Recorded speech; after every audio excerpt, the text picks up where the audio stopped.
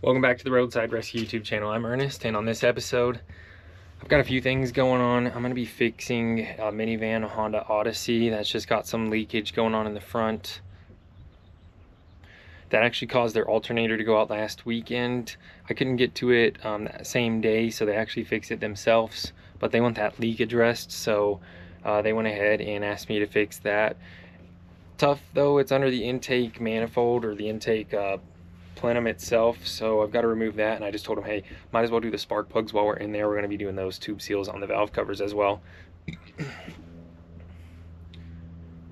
I think they said their battery is pretty new. They might have just replaced it, so I'm going to look everything over. I'm going to clean up where that leak was, and when they were doing that, they also spilled power steering fluid and probably put the wrong kind in. I'm guessing. I didn't get a good answer about that, but I'm going to go ahead and flush that. And while I fix that, I want to talk about this problem I ran into the past couple of weeks. It wasn't really anybody's fault, but it was pretty crazy circumstance. First thing I'm going to do with this though is, like I said, clean up all the oil that's in power steering fluid that's leaked all over the place. And I've got my pressure washer set up, so got some soap in that. Let's rinse this down.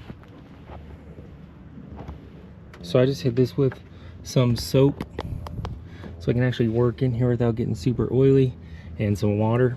Nothing crazy, just like you would wash your car normally in the driveway. I don't wash a ton of cars here, but this one could have definitely used that help, so I didn't want to take off the cover and spray it on any of those coils or anything. Just cleaned up here where it was most dirty and dusty.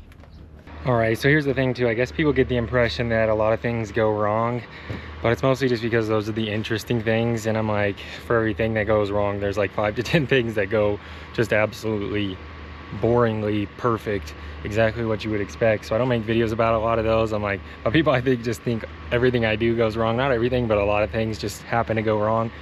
That's not the case. I figured in this instance I would just tell you about one of those things that went wrong for me while I fix something that's probably just going to be completely normal tune-up here. And it kind of went wrong on me. Well, it didn't go wrong on anybody. It just was a complicated issue, and it was for my in-laws, so I couldn't charge it much money, you know what I mean? And people are like, oh, you don't charge enough. I charge a decent amount. I charge a normal amount. I fix a lot of cars, and sometimes when things go wrong, I don't want to charge full price depending on the issue. But yeah, it's doing fine. The business is growing. I'm still thinking about getting into a shop. I've got some planning to do before that, so it's going to be a couple months. But let me tell you about what happened while I fixed this.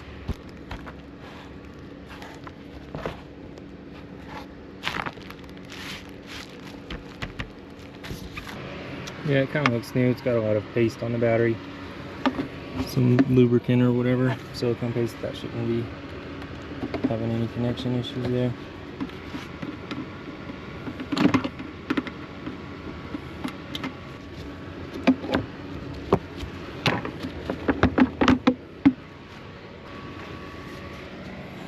Yeah, if you were wondering how much water gets in there from spraying into that,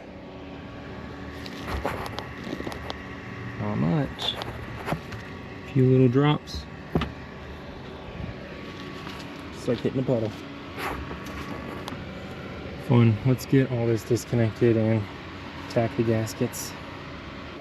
Alright, I've got the battery on the tester tender here. I'm just going to leave that on there for a bit. It takes a while to even figure out how much percentage it has, so I'll just leave that on the whole time.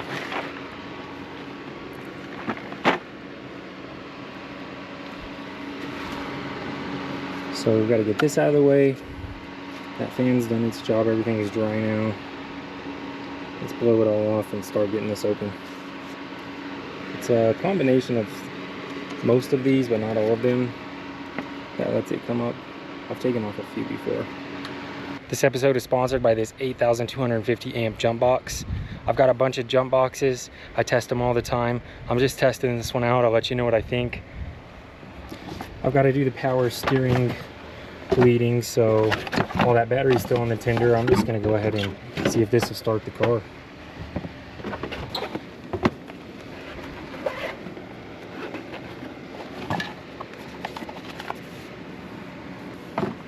Yeah, this thing feels heavy duty. It's nice and sturdy, and it's heavy too. So that'll jump off plenty of cars on one charge, I'm sure. That's exactly what I want to see, is one of those buttons that'll let you override a dead battery. A lot of these, if they don't have that button and you have a completely dead battery, they won't register that they're hooked up to anything. Here's a look at the screen. It's got a built-in flashlight. And of course, you always want to see if these double as a power bank. This one does.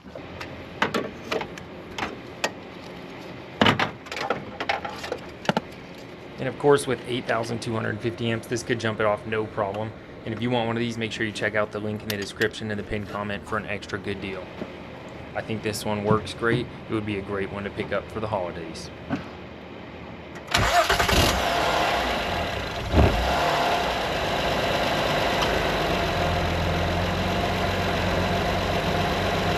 Alright, so what happened?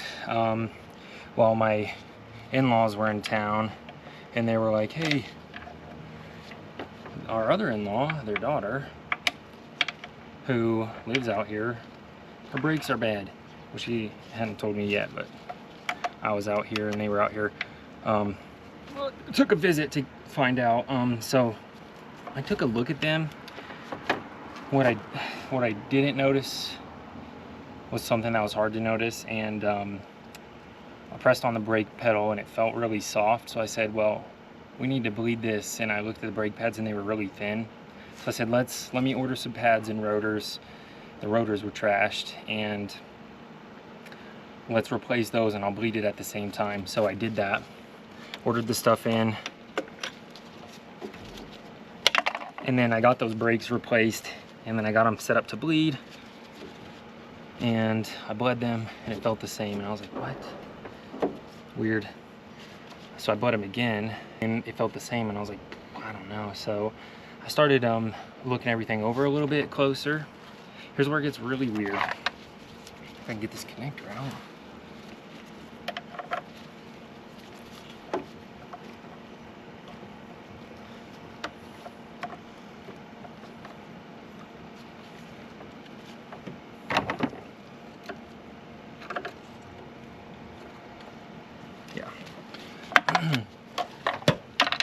So I stick my head underneath the dash and I see a leak. There's a leak on the brake pedal for, of brake fluid for the master cylinder right there. And I'm like, dang, we need to replace the master cylinder. And I thought, you know, it kind of feels like a brake booster.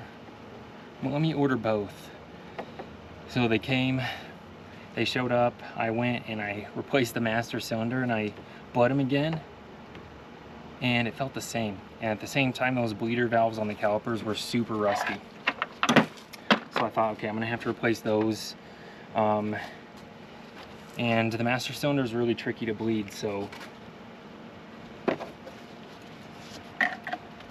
I made sure I bled that correctly. I think it's a lot easier to bleed inside the vehicle instead of on a bench like you're supposed to. But lo and behold, the leak in the master cylinder was fixed, but the soft brake pedal wasn't. So I thought, okay, must be that booster.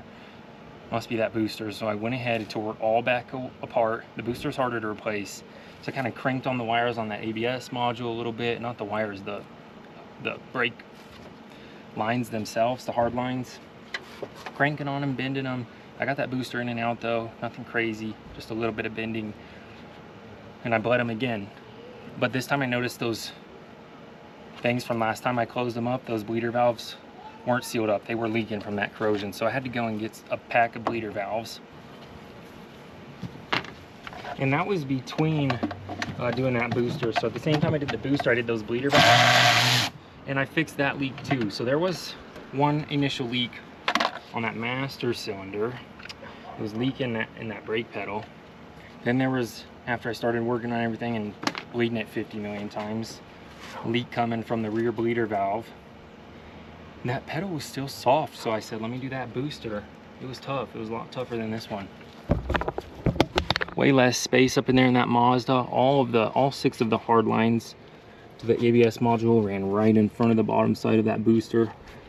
And so I spent a while fixing those bleeder valves. And I said, okay, We do the booster then, and I bled it one last time. And the pedal felt the exact same. You could push it all the way down and it would barely break. It wasn't safe enough to drive. They didn't want to drive it either. You know, like if you have like some sort of emergency, maybe, but I wouldn't really risk it, you know what I mean? So I had to, so here's the thing on that vehicle. The ABS module itself causes an issue that feels like that, and it almost exactly felt like a booster, the brake booster, which I thought from the very get-go, I thought it was, and I think that was the one thing it wasn't after all. The calipers themselves were close to needing to be replaced when those bleeder valves were all corroded. I thought maybe they would never seal back up on the inside, but they did. Luckily, it was just those little valves themselves. So the one thing it wasn't was that brake booster. I'm wondering how you would even test that. I ended up replacing them all anyways. The brake booster was already in there, and it had leaked brake fluid all over it, and the gasket as well in there, the O-ring, so it probably needed to be replaced anyways after that. But what caused that issue of that soft brake pedal going all the way to the floor on those Mazdas, apparently it can happen, which I'm guessing it could be some Fords too then, is that ABS module. I've never seen that before. And I didn't have any codes for it or anything. I just had a super soft brake pedal, and I got to it like some other people did on forums pretty much after doing everything else. So that was pretty crazy. Well, I don't know what I could have done different. What do you guys think? Meanwhile, I've got to finish getting into this. I want to turn that air compressor on too though. It's got a lot of dust before I start loosening it. I've got most of the hoses and electrical connectors that run to it off that you can get to so far. So for this throttle body, I think I'll probably end up taking that off though. I'm not dealing with those coolant lines that always run to that. Hopefully I've got a new gasket for that. Let's see. Throttle body, yes. Nice. Great. Got all the throttle body gaskets here. I'm gonna keep these. Probably come in handy. That's the main one I need. I mean, that's not the one that's leaking, that's the main one I need on the intake. Pop it open, we'll do these.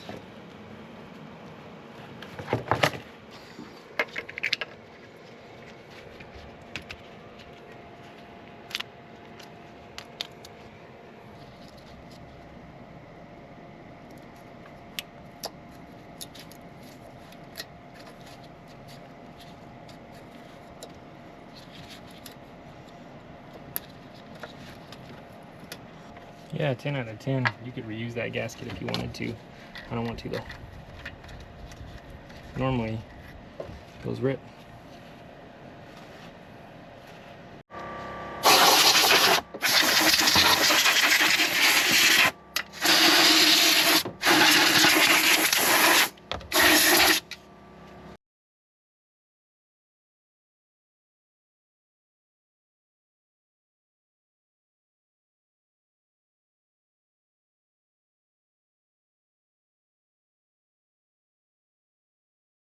Okay, it's going good. This job's supposed to take quite a while. I'm just a little bit ahead of track, and that's because I just look for little shortcuts. I was afraid to loosen the alternator because they just replaced it, not me, and a lot of people over tightened the alternator stud nut, so I didn't want to mess with that in case that's going to have any issues with being stripped out or anything. The less times you touch it, the better.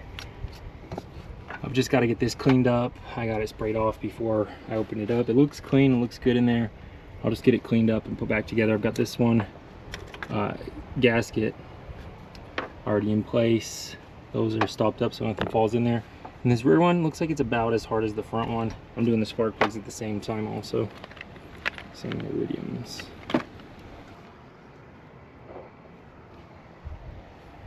It's getting hot. I got this side all buttoned back up. I'm missing one bolt. If I don't find it, then I'll just get one out of my bolt bin. I'm assuming it's just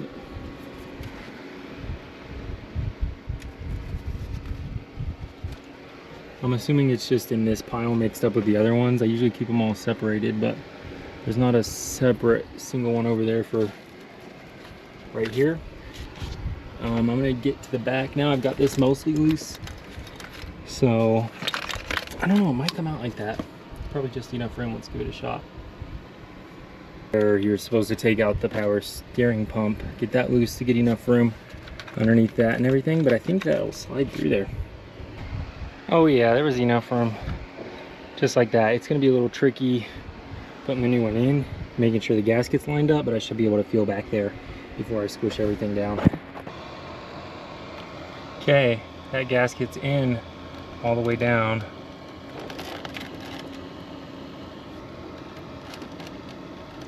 Looks good. All right, let's pick out the gasket we're gonna need. Getting close to being done here in a few hours. Definitely takes a while.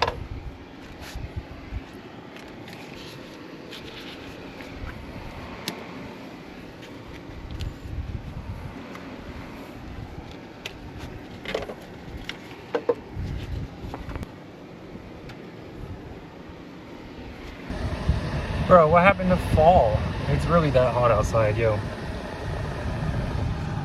It's October.